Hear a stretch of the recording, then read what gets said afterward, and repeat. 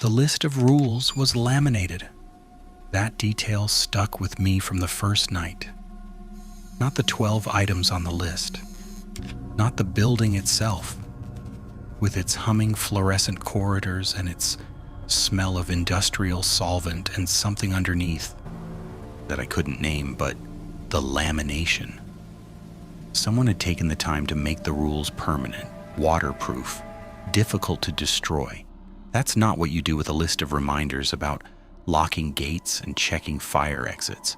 That's what you do with something you need people to follow precisely and without improvisation for a long time, regardless of what happens to the paper. I read the list in the guard booth on my first shift. A Thursday in November, the parking lot outside empty, except for my car, and the distant orange glow of the facility's perimeter lights. The booth was small, just a chair, a monitor bank, showing 6 camera feeds, a hot plate, and a narrow window looking out toward the main gate. The list was taped to the wall beside the monitor bank at eye level, where you couldn't miss it. Most of it was what you'd expect. Don't leave the booth unmanned between midnight and 5 a.m. Log all vehicle entries with plate number and timestamp. If the East Corridor alarm triggers, call the number at the bottom of the list before investigating. Don't give access codes by phone to anyone regardless of what they say their clearance level is. Standard security protocol. The kind you could find in any facility manual. Rule 12 was not standard. From 2 to 4, close the window blind in the guard booth. Do not look at the moon during this window. If you have already looked, remain inside the booth until 4:01 and do not check your pulse. I read it 3 times. Then I looked at the number at the bottom of the list and considered calling it to ask about Rule 12 and decided against it in the way you sometimes decide against asking a question because the answer might make the job impossible. I needed the job. The pay was good for overnight work. The location was isolated enough that no one would bother me. And I had 7 months of back rent sitting in a drawer at home, being very patient about the whole situation. I told myself it was a joke, a hazing thing. Leave the weird rule on the list for the new guy. See if he mentions it.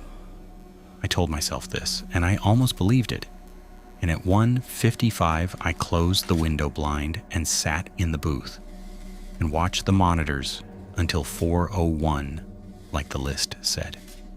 The first 3 weeks were unremarkable. I closed the blind at 1:55 every night and opened it at 4:01, and nothing happened that I could point to and name. But I started to notice things around the edges. The camera feed for the East Corridor always developed a light interference between 2 o'clock and 4 o'clock. Not static exactly, more like a gentle luminous wash that made the corridor look briefly lit by a source not present in the facility. The hot plate, which I kept on low for coffee, would turn itself off during the same window and resist rebooting until 4:01 exactly. Small things. Things that could be explained. On the 22nd night, I didn't close the blind. I want to be honest about why. It wasn't courage or investigative instinct. It was 1:58 and I was tired and I was thinking about something else entirely, and I simply forgot. And when I remembered and looked at the window, I could already see the moonlight coming through the glass in a long white stripe across the floor of the booth. The moonlight was pulsing, not flickering, not the unsteady light of something intermittent, pulsing, with the specific rhythm of something that has a rate, a cardiovascular rate. I sat very still in the chair and looked at the stripe of light on the floor and felt, without touching my wrist, without any instrument, my own pulse answering it, beat for beat. The light brightened slightly with each beat and dimmed in the space between, and my heart matched it without my permission. Locked into the rhythm the way you lock into the rhythm of music in a car, automatic and complete. I stood up and looked out the window. The moon was full. It had not been full the night before. I was certain of this, the way you're certain of things you've checked habitually for weeks. It had been a waning crescent, thin and low on the horizon.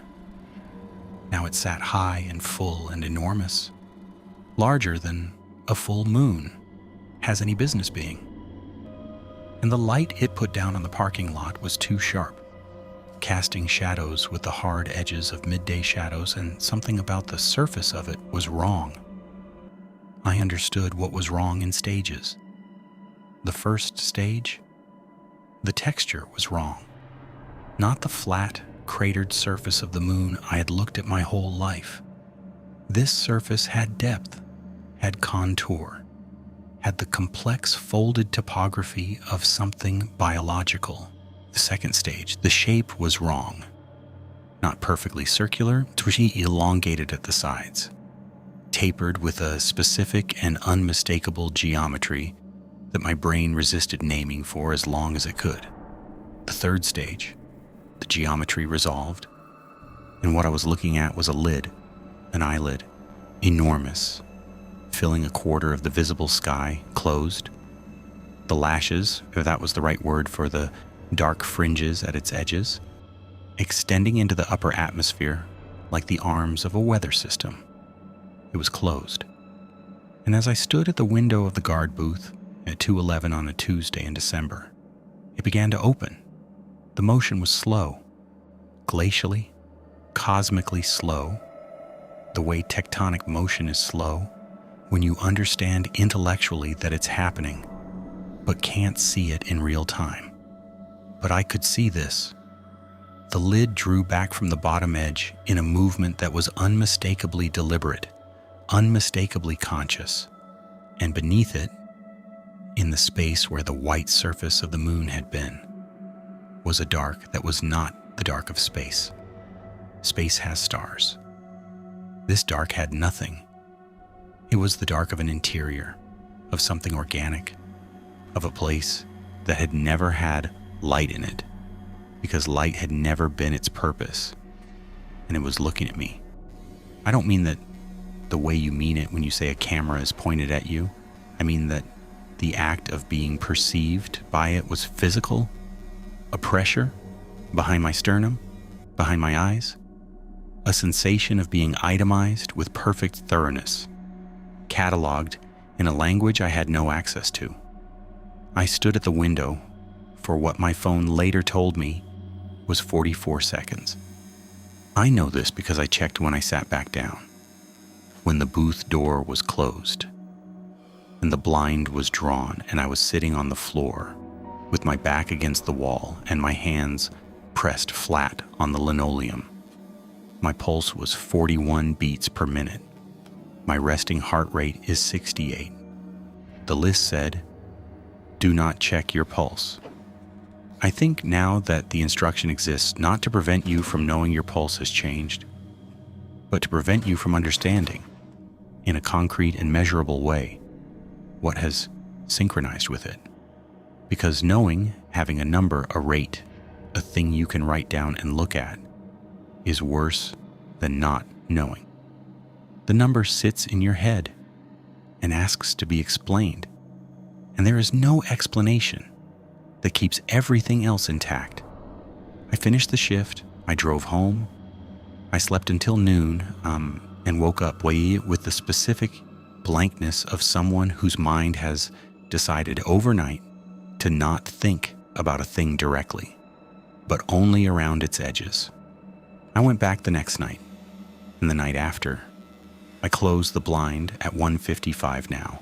I do not look at the clock between 2 and 4. I keep the hot plate off after midnight because the silence when it turns itself off is worse than the sound it makes when it's running. I've been at the facility for 4 months. I have not looked at a full moon since December, I drive to work with the sun visor down, even when there's no sun.